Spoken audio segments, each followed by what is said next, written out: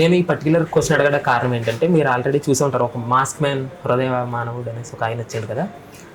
Abhijit question అడిగితే friendship ఎందుకు చేయవనేసి, friendship నా పరంగా అనేసి ఒక ఆన్సర్ చెప్పాడు అతను.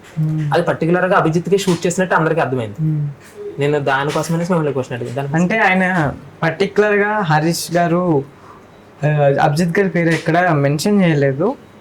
సో 100 అనుకుంటామండి. అదే మన ఊహకి అతీతం. మనం దానికి లింక్ చేయొచ్చు, దీనికి లింక్ చేయొచ్చు. ఓకే. సో ఏది ఏంటి అన్నది అన్న వాళ్ళకి తెలుస్తుంది. సో మనం దానికి ఏం చెప్పలేం. నెక్స్ట్ టైం హరీష్ గారు కూడా ఈ సీట్లోకి వస్తారు. సో వచ్చినప్పుడు ఆయన అడగండి. ఇంకొద్ది డీప్ వెళ్దాం.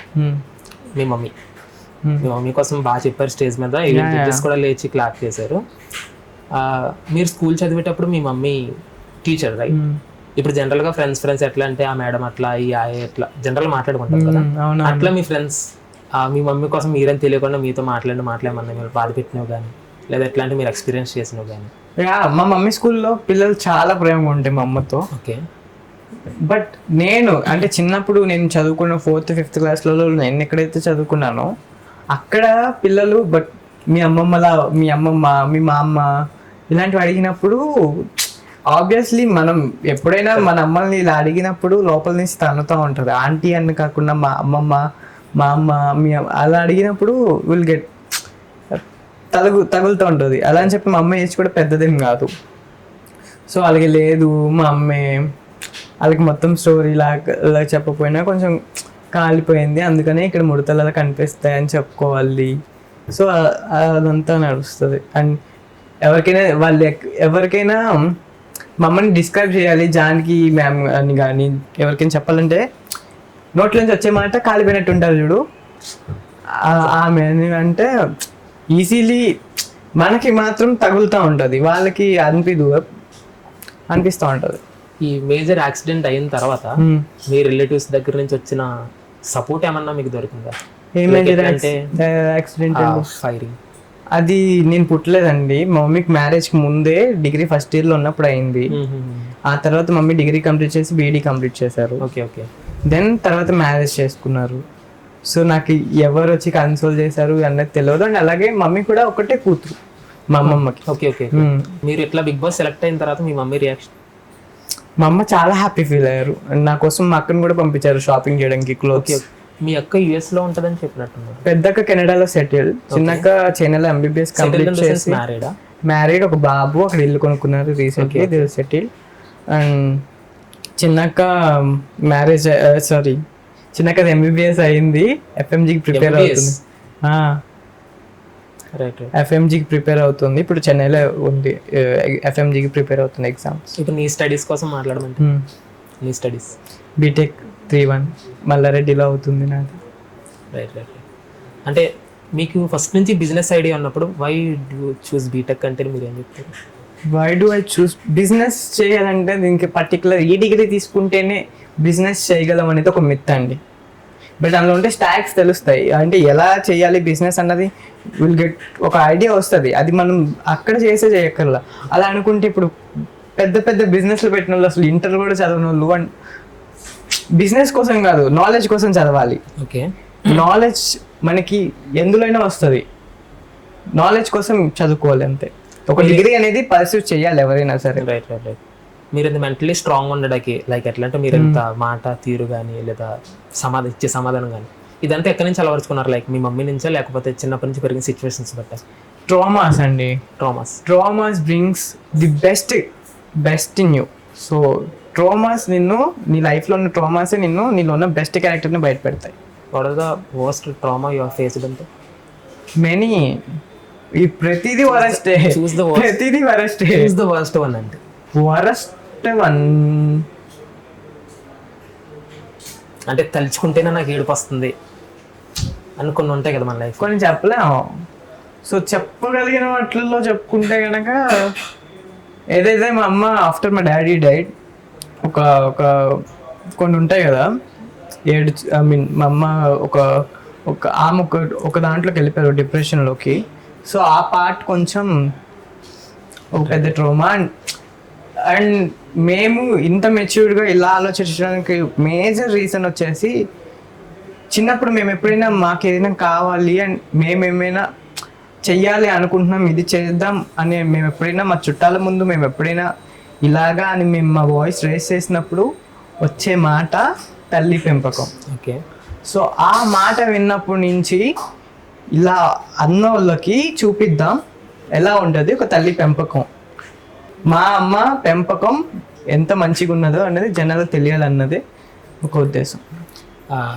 ఇది నా పర్సనల్ క్వశ్చన్. చాలా మంది ఏజ్డ్ పర్సన్స్ వచ్చారు, పాటలు పాడారు, కొంతమంది వేషం వేసుకుని వచ్చారు. అందులో కొంతమందికి ఇద్దరు రెడ్ ఇచ్చి ఒకరు గ్రీన్ ఇవ్వడం, ఇద్దరు గ్రీన్ ఇచ్చి ఒకరు రెడ్ ఇవ్వడం, అంటే they are treating tell you are on hold, right? నీకు అట్లా నార్మల్గా ఏది ఇవ్వకుండా ఏది ఇవ్వలేదు. దీని మీద పెద్దోళ్ళు బయట ఎట్లా తీసుకుంటారంటే తిన పాపం ఎంత బాగా చేశాడు కదా, కనీసం ఒక్క గ్రీన్ కూడా రాలేదు ఏంటనేసి తీసుకుంటారు కదా. నేను కూడా అనుకున్నాను కనీసం హోల్డ్లో పెట్టి అలా ఎందుకు చేయలేదు అనేసి మీకు ఏమన్నా ఐడియా లేదండి, నిజంగా ఐడియా లేదు. అది అంటే వాళ్ళు ఎండ్ ఆఫ్ ది డే ఇది షో కాబట్టి వాళ్ళు మైండ్లో ఏం పెట్టుకున్నారు ఏంటో. బట్ అక్కడ ఉన్న ముగ్గురు కూడా నువ్వు విన్నింగ్ హార్స్ అని, విన్నింగ్ మెటీరియల్ అని అంటే చాలా చెప్పారు కదా. Even you truly deserve that. But ఒక్కరైనా గ్రీన్ ఇచ్చింటే చూసే వాళ్ళు కొద్దిగా బాగుంటది కదా అనేసి నీకు అనిపించిందా గట్టిగా బాధ? ఆబ్వియస్లీ అనిపిస్తుంది కదా. అందరూ వచ్చేసి తన వాళ్ళ ఐడెంటిటీ చూపిస్తున్నారు. లైక్ ఎట్లా అంటే నేను ఫిజికల్లీ ఫిట్ ఉన్నాను, ఇంత స్టేబుల్ ఉన్నాను, ఎవరన్నా నన్ను క్వశ్చన్ చేస్తే నేను డిఫెండ్ చేసుకోగలను నా వాయిస్తో. ఈవెన్ ఆ చిన్న అమ్మాయి కూడా శ్రీముఖితో వాదించింది కదా. లైక్ అట్లా ఓన్ టాలెంట్ చూపించుకుంటుంటే నువ్వెందుకు మీ మదర్ కోసం చెప్పావు? లైక్ ఎట్లా అంటే బయట వాళ్ళు ఏమనుకుంటారంటే తన సింపతి చూపించేసి మార్క్స్ అది నీకు అనిపించింది పాయింట్ ఫస్ట్ లో? నేను అనుకోలేదండి, నేను చెప్పాలన్నది నా మైండ్లోనే లేదు. నేను అందులో చాలా పెంట రాసా, అందులో ఏదో క్వశ్చన్ అడుగుతారేమో అనుకున్నా. ఓకే. పెంట అంటే ఇన్ ద సెన్స్ నా తప్పేం లేదు అందులో, బట్ నాకు సంబంధించినవి ఏవేవైతే జీవితాల్లో ఉన్నాయో అదంతా రాసిన. సో అవి అడుగుతారేమో అని కొంచెం ప్రిపేర్డ్గా వెళ్ళి ఉండే.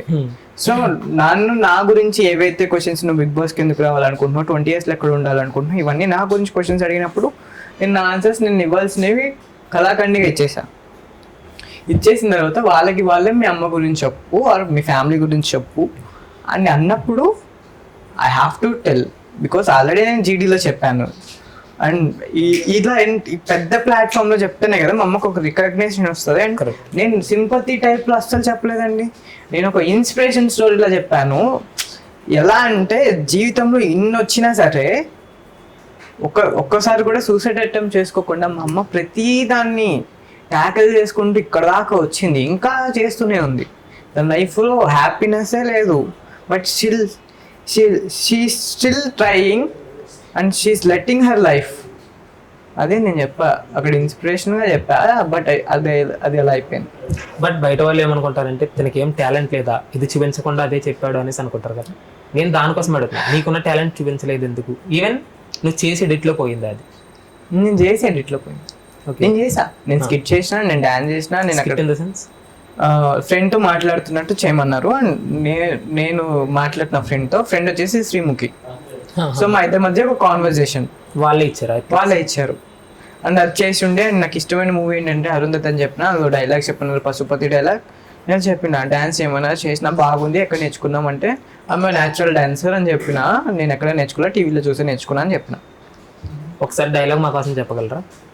అంటే అక్కడ ఎట్లా చెప్పారు అదే మోడ్యులేషన్ ఇప్పుడు తీసుకురావాలంటే కష్టం. అక్కడ అదే ఛాన్స్, అదే రాని ఛాన్స్ అన్నట్టు చెప్పిన. సో ఇక్కడ ట్రై చేస్తాను. నాకు ఇప్పుడు గుర్తురావట్లేదు నాకు అది డైలాగ్. వేదన నీది కాదే నాది, ఆ రోజు స్వారీ చేసిన గుర్రం కాళ్ళకే నన్ను కట్టి ఈడిపించి నా బతుకుని హీనం చేసావు కదే. ఇప్పుడే మీ ముందే దీని బతుకుని దెయ్యాలు చింపిన ఇస్తరి చేస్తా రావే, అసలు అంట పైనుంది ఎలాగో శోభనానికి ముహూర్తం పెట్టుకున్నావు కదా, ఆనందం నాది, అవకాశం నాది, పతనం నీది. ఇదే డైలాగ్ అక్కడ వేరేలా అంటే నుంచొని చెప్పేది డిఫరెంట్ లో ఉంటుంది. ఎందుకు నీ ఫేవరెట్ మూవీ అరుంధతి? అది ఉమెన్ ఓరియంటెడ్ మూవీ కదా. 9th class, ఐ మీన్ నేను చిన్నప్పుడు 4 years 5 years వచ్చినప్పుడు వచ్చింది. అందులో గబ్బిలాలు ఎగిరేది ఒక షార్ట్ ఉంటుంది. ఎప్పుడైతే బద్దలు కొట్టు అని వచ్చిన తర్వాత ఒక దాన్ని ఏమంటారు, కట్టెల్లోకి ఇలా ఫేస్ వచ్చి అలా వెళ్తుంది.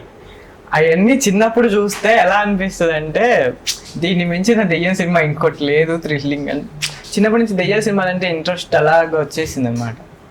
సో అది అప్పుడులో అది చాలా భయంకరంగా ఉండేది అండ్ Okay, okay. ఇంట్రెస్టింగ్ ఉండేది. నెక్స్ట్ ఏం జరుగుతుంది ఆఫ్టర్ బయటకు వచ్చాక ఆ సమాధి నుంచి కూడా ఒక ఏది అవుతుంది అన్నది ఎక్స్పెక్ట్ చేయకుండా అవుతా ఉంటుంది అనమాట. జనరల్గా ఎవరికైనా ఫేవరెట్ హీరో వల్ల కానీ ఫేవరెట్ హీరోయిన్ వల్ల కానీ ఫేవరెట్ డైరెక్టర్ వల్ల కానీ ఈ సినిమా నా ఫేవరెట్ అని చెప్తారు కదా, నీకు రియల్ ఫ్యాంటసీ వల్ల ఫేవరెట్ అయ్యిందా? అలానే కాదు, బట్ అనుష్క చూడంగానే ఒక గాడెస్ లాగా అనిపించింది మూవీలో. ఓకే. అండ్ అలాగా నేను అనుష్క ఫ్యాన్ అయ్యాను. నెక్స్ట్ అదే అనుష్క గారు వేదంలో సాంగ్ అది ఫేవరెట్ అయిపోయింది, ఎగిరిపోతే ఎంత బాగుంటుంది సాంగ్. ఆమె అది షార్ట్స్ కూడా భలే ఉంటాయి, నడుం దగ్గర నుంచి అండ్ బ్యాక్ సూపర్ ఉంటుంది. నేను చెప్పలేదు, ఆ సీన్ అనేది మంచిగా ఉంటుంది. అండ్ టేకింగ్ కానీ ఆమె చూపించే విధానం కానీ and apt for she's a beautiful woman అన్నట్టు చూపిస్తుండే.